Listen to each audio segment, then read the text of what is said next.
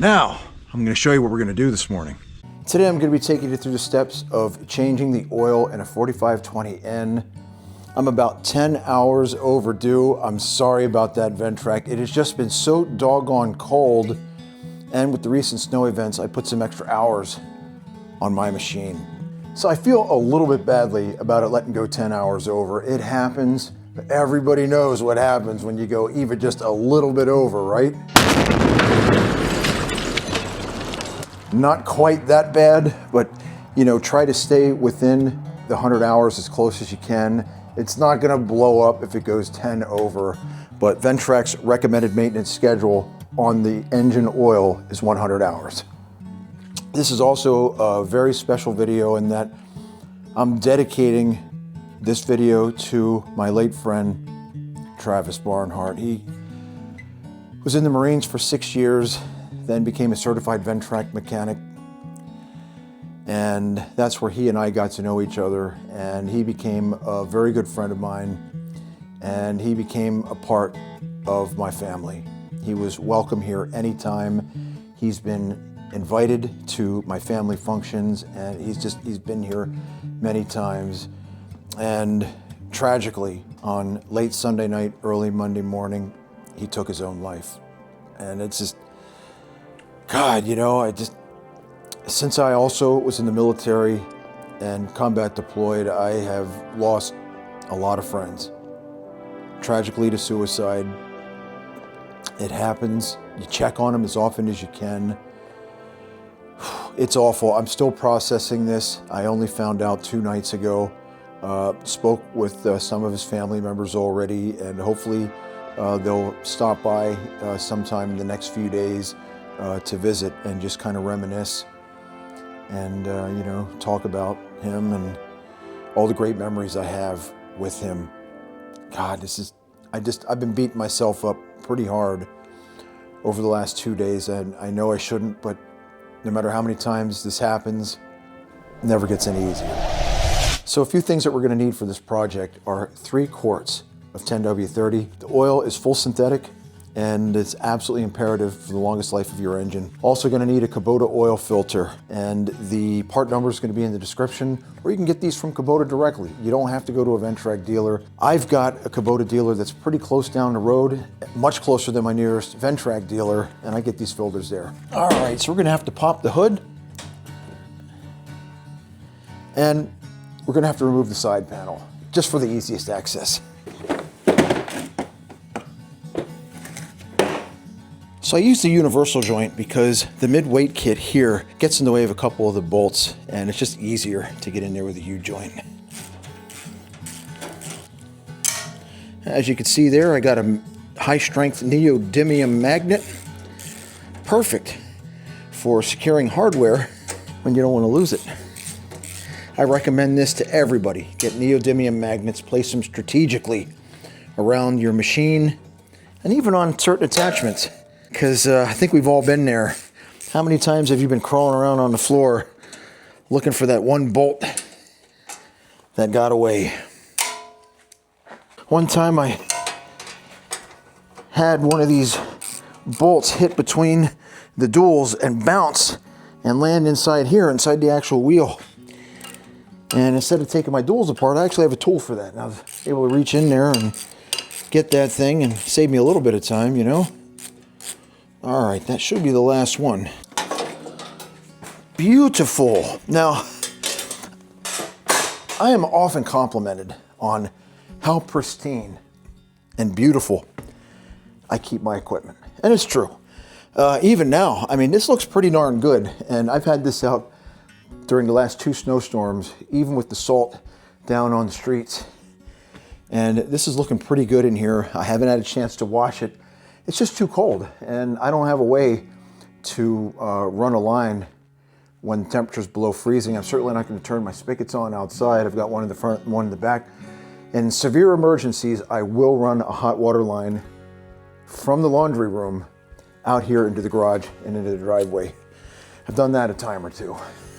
So now that we've got the side panel off, we can see the filter here, and the actual drain plug itself is not under the engine. It's actually underneath on the left side of the tractor in a very convenient, easy to reach location. What is a good Ventrac maintenance video on a beautiful, relatively warm winter morning without a cup of coffee? Sorry for the interruption, let's continue. So because the Ventrac 4520N, it's a 3-cylinder Kubota fuel-injected engine, holds 3 quarts of oil, it stands to reason that you need a oil pan at least 3 quarts. This one is significantly larger than that. We're going to slide it under, get it into place. That looks pretty good to me.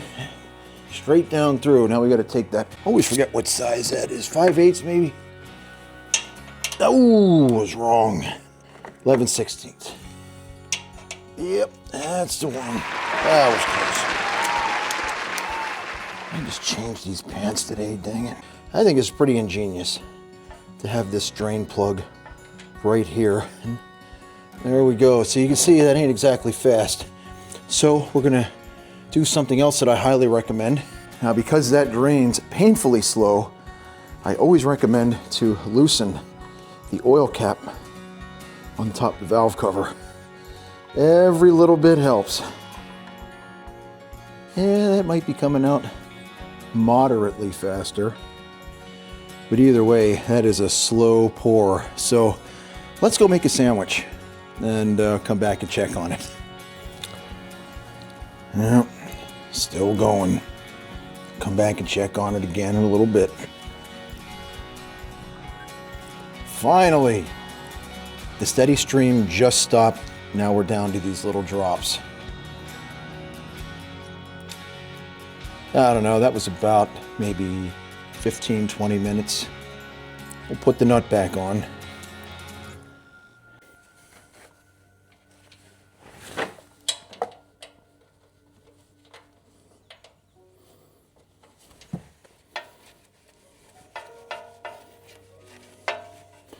All right, we'll get that snugged on there.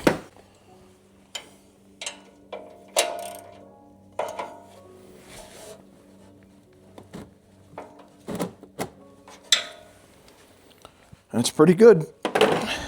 Now that we've drained all the oil out, let's see if we can actually take the filter off without making too much of a mess. I don't know. I can't quite slide this under. There we go. That should be all right. Now, I should be able to get this off. Well, a lot depends. You know, I can get pretty snug. Yeah, I can't quite get the grip. I got a tool for that. Now, they have the texture on the bottom, so you could actually get a socket on this one. The problem is, you got no clearance out here. I can't find my old channel locks, but I have some really old antique tools, this pipe wrench being one of them. And I think I might be able to get this to work. So let's see. I don't know how well you guys can see this without my big shoulder getting in the way, but there it goes. All right, sweet. If it's stupid and it works, it ain't stupid. So this thing fits. That might be loose enough where I can get it by hand at this point. Yep, there it goes. Sweet. That still really bothers me about that pipe wrench. Now, I'm sentimental to a fault, and I bought that pipe wrench when we lived in northern Maine. I got that at S.W. Collins in Holton.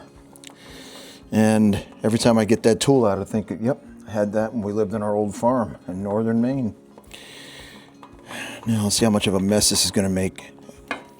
Well, a little bit. There's a little bit of drippage coming out of there. Not terrible. And you get a nice close-up of that. It looks pretty good. A little bit of dripping. I got the oil pan down there, but still a couple of these drops fall and they hit stuff in the engine bay, and that really annoys me. I like my engine bay being clean. Talk to any dealer that's ever put their hands on my machine, and they'll tell you how immaculate I keep my equipment. All right, now we got our new oil filter.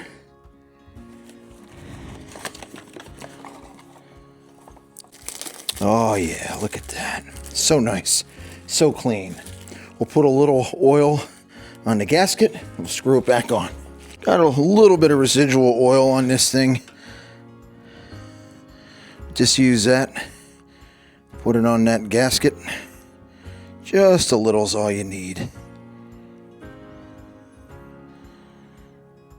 That should be pretty good.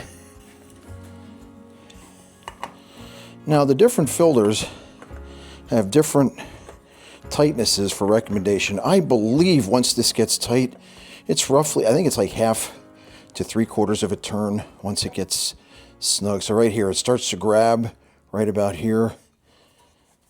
And that's about 3/4 of a turn right there. That's good. That's ready. Now we finally made it to the final step, and we got to put 3 quarts right down the pipe. 3 quarts, and we're done.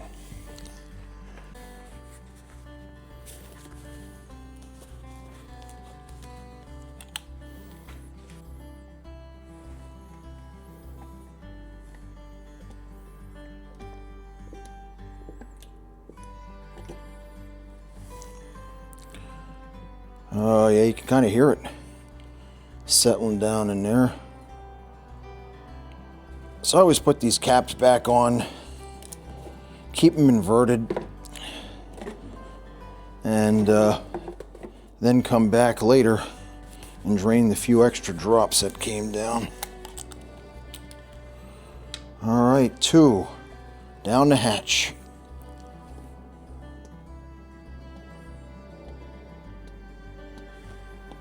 And last one.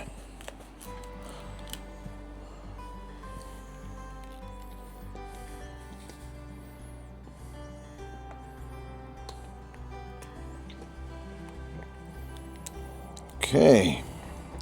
Yeah, some. About like another teaspoon worth.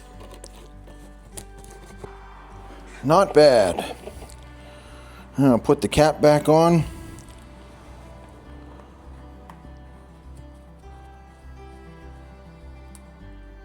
So go ahead and pull the dipstick, pull it once.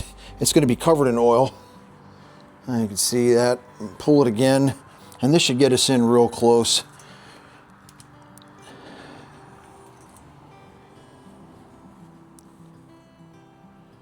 I mean, yeah, that's spot on.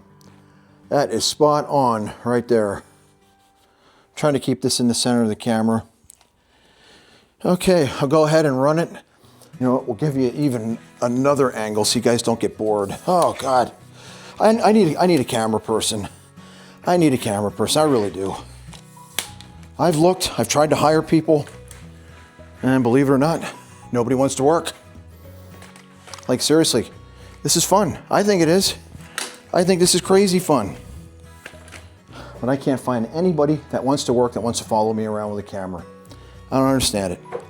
Am I not a nice guy? What are you talking about? What do you mean I'm not a nice guy? Come on, I'm a super nice guy. Just don't make me mad. That's it. We'll go ahead and run it for a couple minutes. Wait for the oil to settle, recheck it.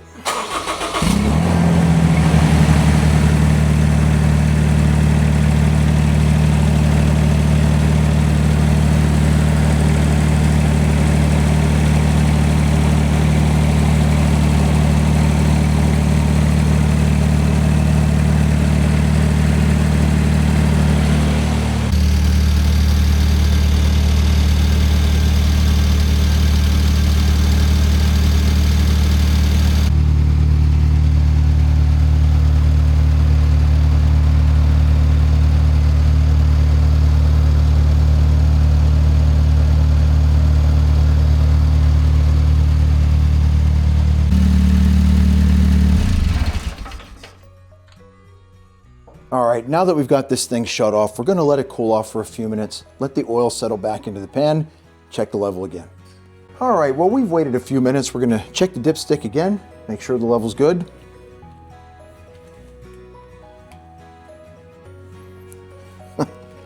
That is actually spot on to the high mark. This is awesome. It's always great to understand what you need to do, make it happen, and everything turns out pretty well. With the exception of losing or misplacing one of my tools, this is a pretty easy job overall, and it should go over without a hitch. So regarding my friend Travis, I do plan on releasing a very special video in his memory, and it'll just contain a lot of never before seen footage of the two of us together in the years that we've been hanging out, having fun, doing Ventrac stuff, just not doing Ventrac stuff, you know. It's just, he was a great guy, and it's just, this really beats me up, man. And all I'll say is this, you know, if you have any friends that were in the military, I guess if you're in the military, you kind of learn this, you know this, you do your buddy checks. But if you weren't in the military, you know someone who was, you don't know what they're wrestling with. I've been into some dark places, man, and I know what it's like, and I thank God that I was able to find my way out of that. And, you know, I had people that cared about me, and I'm still here. And thank the Lord, I'm still here. And I try to do as much good as I can with as many people as I can. So anyway, guys, thank you so much for your support. If you're also interested in a lot of premium content, I actually have paid tiers on YouTube, which includes a lot of extra footage, unedited stuff, bloopers, funny stuff. One's $10 a month, another is $24 a month, I believe it is, and it gives you a whole bunch of extra content. So if you really appreciate the stuff that I do and you want to see more of it, take a look at the paid subscriptions. They're a lot of fun, and there's more interaction going on with them as well. So again, thanks so much. Now, if you guys are enjoying my videos, I would really appreciate if you take the time to hit the like button, subscribe to my channel, and hit the notifications bell. And that way, when I do upload more amazing content, you'll be notified and you're not going to miss it. Thanks so much for joining me in this episode, and we'll see you guys in the next one.